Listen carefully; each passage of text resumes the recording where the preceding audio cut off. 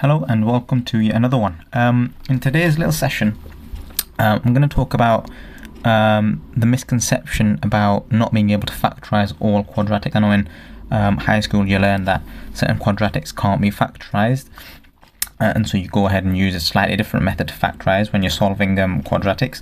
So we'll start off with a simple example, one that you can do. So let's start off with x squared plus 6x minus 7.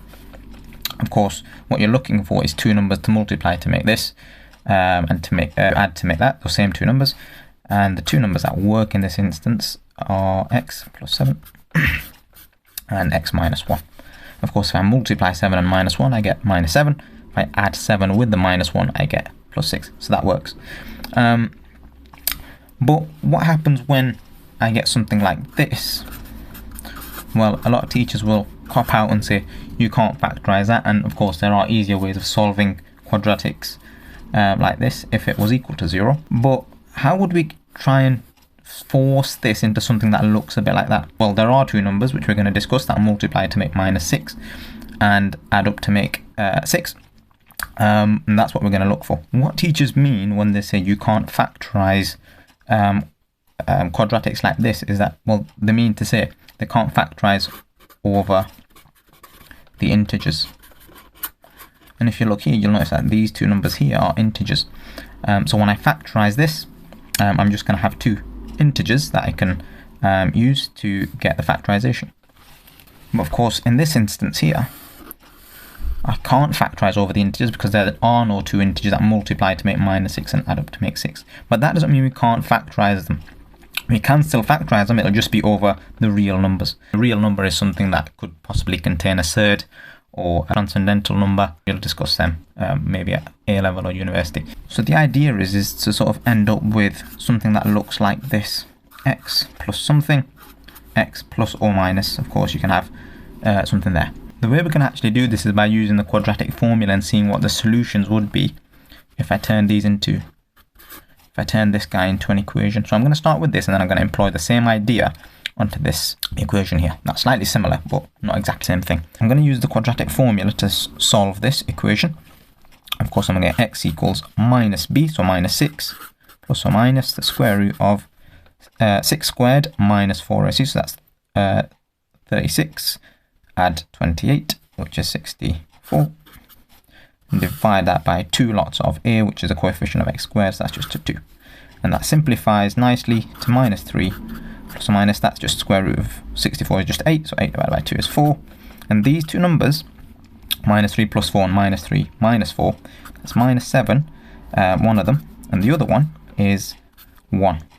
Now, if you look really carefully, you'll notice that the minus 7 is actually just the negative of this number, and the minus 1 is just the negative of that number. So really the number inside the factors is just going to be, well, x take away that first solution. So this is actually just x minus 7.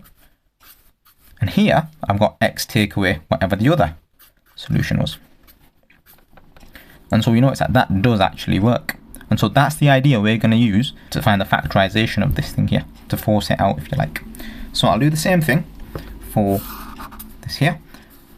This time I'm going to use a quadratic formula. I'm going to get x equals, well, minus 6, just like last time, plus or minus the square root of b squared, so 36, minus 4ac, so add 24, that's 60, over 2a, 2 times 1 is 2, and the square root of 60, well, that's 2 root 15, I can simplify that, minus 6 over 2 is minus 3. Root 60 over 2, that's just going to be root 15. And I'm pretty much done. One of the solutions is going to be minus 3 minus root 15. The other solution is going to be minus 3 plus root 15. So if you remember the idea we used here, the solution was very closely related to whatever was in the factor. It was just minus it, wasn't it?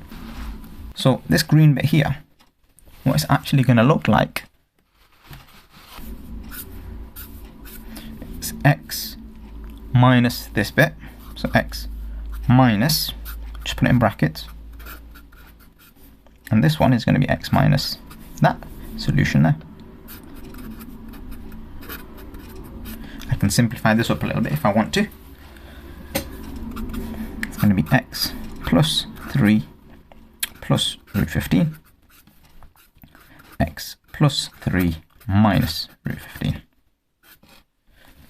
And of course, if you're not convinced that this thing here does actually expand into x squared plus 6x minus 6, I'll just quickly do that now. There is of course a quicker way. You can almost see here that this here, if I multiply that, it turns into a difference of 2 squares. That's a quicker way, but I'll just do it the long way using the grid method. So x 3 root 15, x 3 and minus root 15 there. And if I now just expand all this, x squared, 3x, root 15x, 3x, 9, 3 root 15, minus root 15x, minus 3 root 15, and of course minus 15. Root 15 times root 15 becomes a 15, and of course the minus stays. Now, all I'm going to do is cancel out anything that cancels.